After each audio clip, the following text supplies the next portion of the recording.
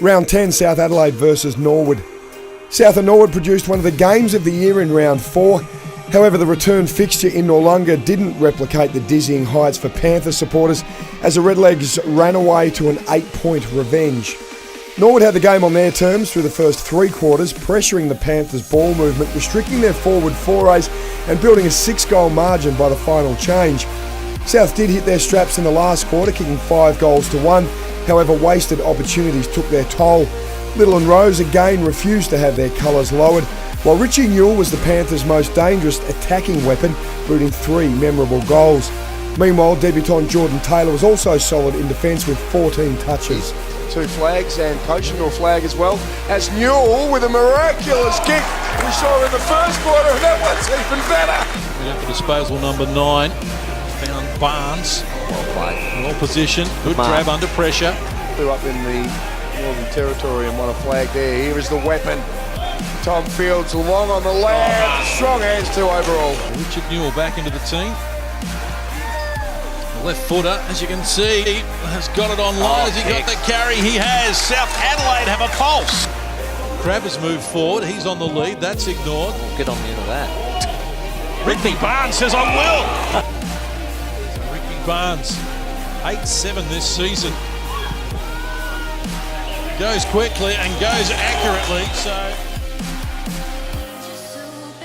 Round 11, South Adelaide versus North Adelaide. Just as Norwood avenged their nail-biting loss at the Parade, North Adelaide paid back their 7-goal loss at Higginbotham Oval with a 44-point win of their own at Prospect.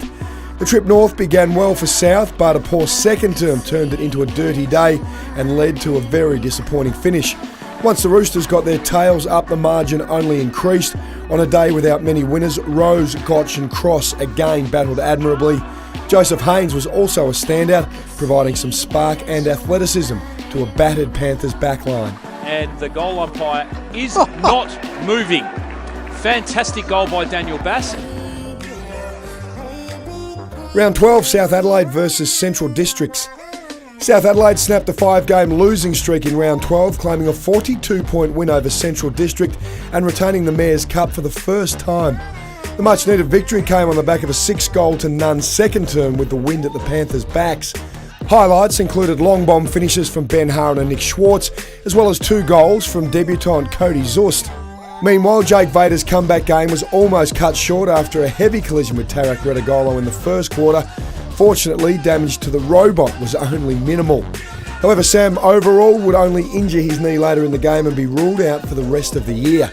On a positive note, Adam Goulden made his delayed return to action and chalked up his 50th appearance in the blue and white. Now snap around the corner for Zeus.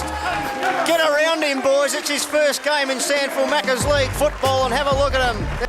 So it's Nick Schwarz, son of Peter, of course, former Eagles captain. In comes Schwarz. That is a thumping kick. He's kicked it 70 metres. It's a goal! Show that Cody Zeus, 180 centimetres, only 70 kilos. So he's not casting a big shadow. In fact, no one is today for that matter, because it's all cloudy. That's floated through. Well, it didn't look great off the boot, but it's another Zeus boost. Sees the lead from Heaslip, who had to wait and under the pressure from Kyle Jenner, took the mark, he wheels around now, Benny Heaslip, the boy from Encounter Bay, sends it forward, Stevenson put the big punch up, comes out the back to Haran. Oh, is he having a game and a half?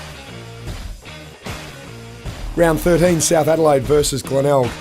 Round 13 saw South travel down the coast to take on Glenelg in a match important for both sides' finals aspirations. The short goalposts at Gliderol Stadium proved problematic for the Panthers, who were wasteful in front of goal, and the Bays kicked away to a 55-point win. It was a day of poor skills and wasted opportunities, with 11 players hitting the scoreboard, but only 3 registering a major score. The Panthers' forward line, already missing the presence of Sam Overall and Jackson McMahon, was dealt another blow, with leading goal kicker Ben Haran forced to the sidelines for the rest of the year with a shin injury. The Panthers' 8th debutant of the year, American ruckman Alex Oricchio, put on a competitive display with 32 hitouts around the ground. The ball comes in towards Snoop. He goes back to Bradley. He's under immediate pressure. That towards this grandstand side. Scott leading in the race for the ball. Just has to try and work his way through. Great tackle there by Crab, however. Deep in towards the centre. There are plenty of numbers flying. None of them bring it to ground, however. Rose, he's been wrapped off a tackle. Gets the handball off just in time towards Little. Heard the voice on the outside there of Zeus. Rose cruises back through again. put it out towards the cross direction. He reads the crumbs well off the pack. Cross just working through, 70 metres out. This is set up perfectly for Davis going back with the fly to the ball. Round 14, South Adelaide versus West Adelaide.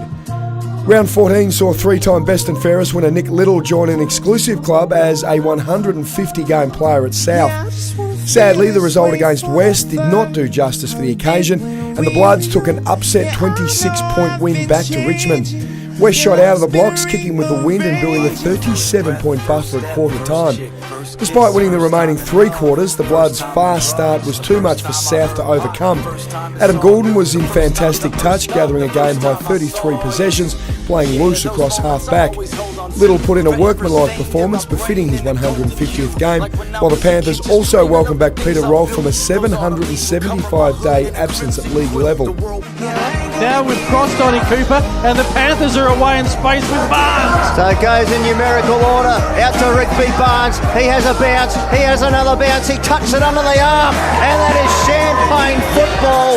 So the ball spins back into play. It'll drop short at the feet of McPherson. Picked up by Ellison. Oh, the ruckman has turned into a rover. Comes back to Davis. Great smother by Middleton. Picked up by Kane Stevens. It's stolen by Jake Vader. Vader! The clouds, chatting for hours, where a simple smell lets me time travel through flowers, and I'm happy I believe in everything.